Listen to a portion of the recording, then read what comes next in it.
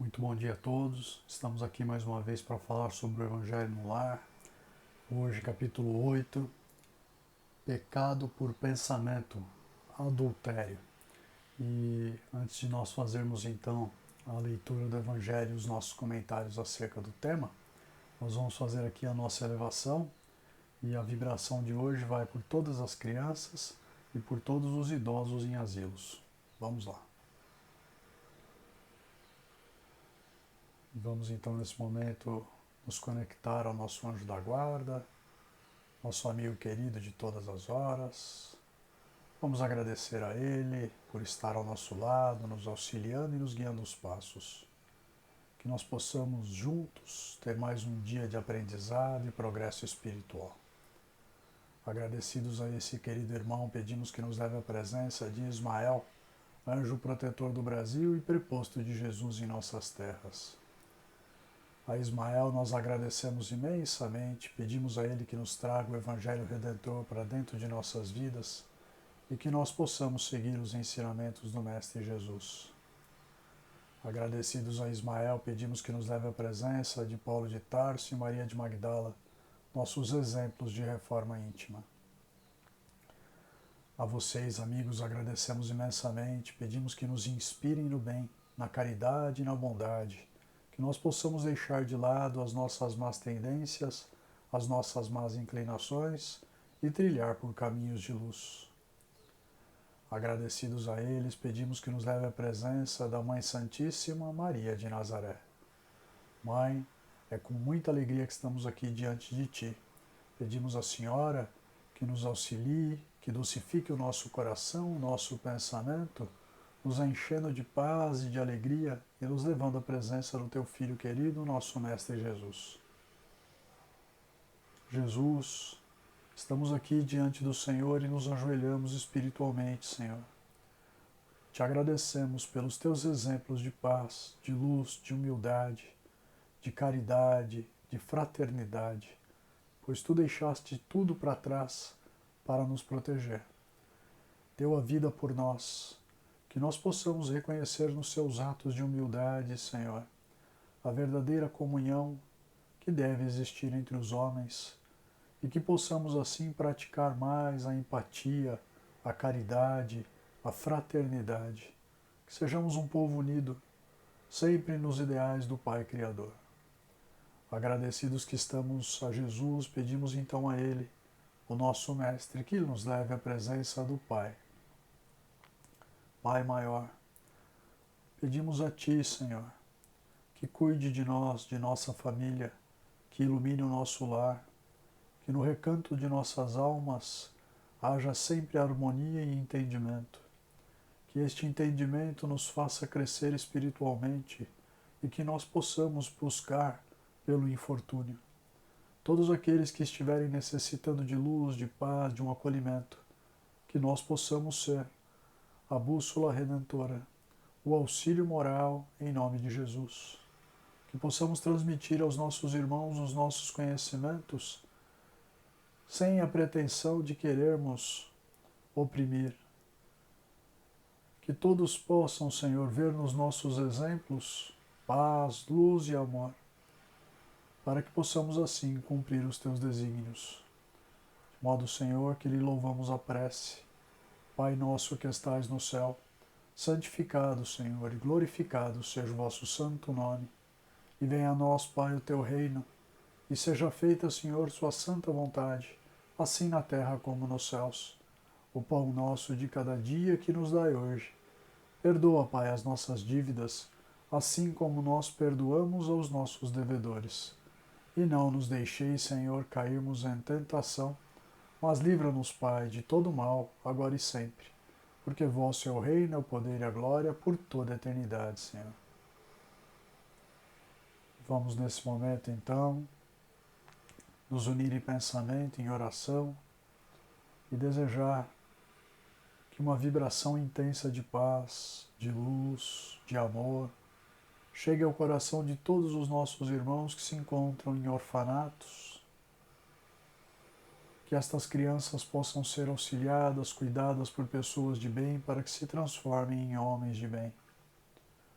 Vamos pedir a Jesus e a Deus nosso Pai que levem também uma vibração de muita luz, paz e amor a todos os asilos, que os nossos irmãos que se encontram desamparados, abandonados, solitários, possam receber estas vibrações, que possam se fortalecer em Jesus com a plena certeza de que somos almas imortais e de que todo sofrimento é passageiro. De modo, Pai, que pedimos então nesse momento autorização para início da leitura e que possamos compreendê-la. Graças a Deus e graças a Jesus. A lição de hoje, então, pecado por pensamento, o adultério. Aprendestes o que foi dito aos antigos: não cometereis adultério. Mas eu vos digo que quem tiver olhado uma mulher com um mau desejo por ela, já cometeu adultério com ela em seu coração. São Mateus capítulo 5, versículos 27 a 28. A palavra adultério não deve ser entendida aqui no sentido exclusivo de sua acepção própria, mas em sentido mais geral. Jesus frequentemente a empregou por extensão para designar o mal, o pecado e todo mau pensamento qualquer, como por exemplo nesta passagem. Porque se alguém se envergonhar de mim e de minhas palavras, entre essa raça adúltera e pecadora, o Filho do Homem se envergonhará também dele, quando vier acompanhado dos santos anjos na glória de seu Pai. São Marcos, capítulo 8, versículo 38. A verdadeira pureza não está somente nos atos, mas também no pensamento, porque aquele que tem o coração puro não pensa mesmo no mal. Foi isso que Jesus quis dizer. Ele condena o pecado, mesmo em pensamento, porque é um sinal de impureza. Esse princípio conduz naturalmente a esta pergunta: sofrem-se as consequências de um pensamento mau não seguido de efeito? Aqui uma importante distinção a se fazer. À medida que a alma, empenhada no mau caminho, avança na vida espiritual, ela se esclarece e se despoja, pouco a pouco, de suas imperfeições, segundo a maior ou menor boa vontade que emprega em virtude do seu livre-arbítrio. Todo mau pensamento é, pois, o resultado da imperfeição da alma, mas de acordo com o desejo que concebeu de se apurar ou de se depurar, mesmo esse mau pensamento se torna para ela uma ocasião de adiantamento, porque o repele com energia. É o indício de uma marcha que se esforça por apagar. Ela não cederá se apresentar ocasião para satisfazer um mau desejo, e depois que tiver resistido, se sentirá mais forte e alegre com a sua vitória. Aquela, ao contrário, que não tomou boas resoluções, procura a ocasião para o mal, e, se não o realiza, não é por efeito de sua vontade, mas porque lhe falta oportunidade. Ela é, pois, tão culpada como se o cometesse. Em resumo, na pessoa que não concebe mesmo o pensamento do mal, o progresso está realizado.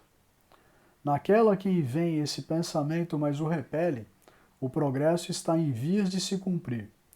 Naquela, enfim, que tem esse pensamento e nele se compraz, o mal está ainda com toda a sua força. Em uma, o trabalho está feito. Na outra, está por fazer.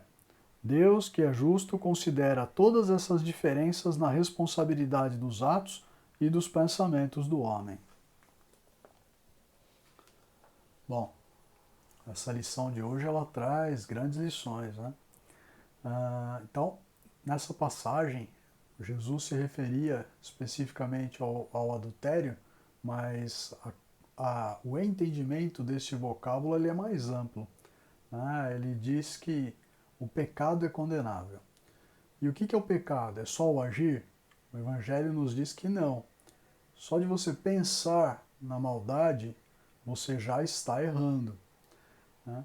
Então, e aí ele passa a fazer algumas distinções. Então, aquela história do ainda não tenho condições de não pensar ou de não ter um mau pensamento. Se eu consigo, se eu penso, mas se eu consigo não realizar aquela má ação, eu tenho alguma virtude? Então, o Evangelho explica aqui o seguinte: quem já não pensa no mal já está preparado para viver uma vida mais plena em lugares mais adiantados.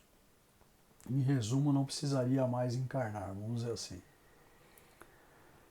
Quem ainda pensa no mal, mas afasta esse pensamento assim que ele chega, então você pensa mal de um vizinho, você pensa mal de alguém que cometeu um ato, um crime, você pensa mal do seu chefe, enfim, você tem maus pensamentos em relação à mulher dos outros ou, né, para a mulher em relação ao marido da outra, enfim. Se você ainda pensa alguma coisa de ruim, de errado, mas se você não faz e não pratica o ato, você, logo que começa esse pensamento, você trata de tirar ele da cabeça e já vai em busca de alguma outra coisa mais positiva. Então, o que explica o Evangelho é que você está próximo de conseguir se educar espiritualmente. Agora, para aqueles que pensam na coisa errada e procuram fazer a coisa errada, aí, assim, o mal ainda está totalmente incrustado na pessoa. A pessoa vai ter que brigar muito consigo mesma, vai ter que aprender muito e passar por muitas provações e muitas expiações para poder extirpar a maldade de dentro de si. E o Evangelho termina dizendo que Deus, na sua infinita sabedoria e conhecimento, onipotência, entre outros tantos atributos, ele sabe exatamente como está o nosso caráter.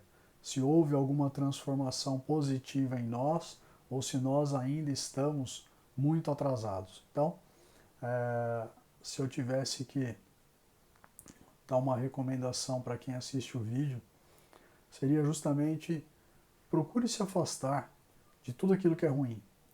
Procure se afastar de todos os, como eu posso dizer, programas de televisão, por exemplo, que abordam violência. A gente brinca, tem alguns programas que mostram notícias, mas parece que pinga sangue. Filmes muito violentos. No dia a dia, procure se afastar de discussões banais. Procure não se irritar com o trânsito. Eu sei que é muito difícil, nós ainda enfrentamos muita pressão aqui, mas na medida em que a gente procura, logo que aquele pensamento negativo chega a nós, pensar em alguma outra coisa positiva para desfazer aquele pensamento, nós estamos caminhando para uma melhoria espiritual efetiva.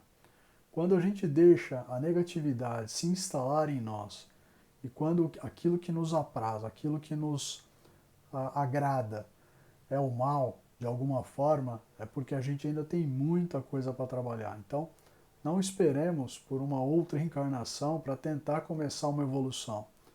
Toda evolução é bem-vinda. Procure se melhorar um pouquinho que seja ainda nesta vida. Bom, vamos lá. Tenhamos todos uma ótima semana. Se cuidem e fiquem todos com Deus e com Jesus. Um abraço.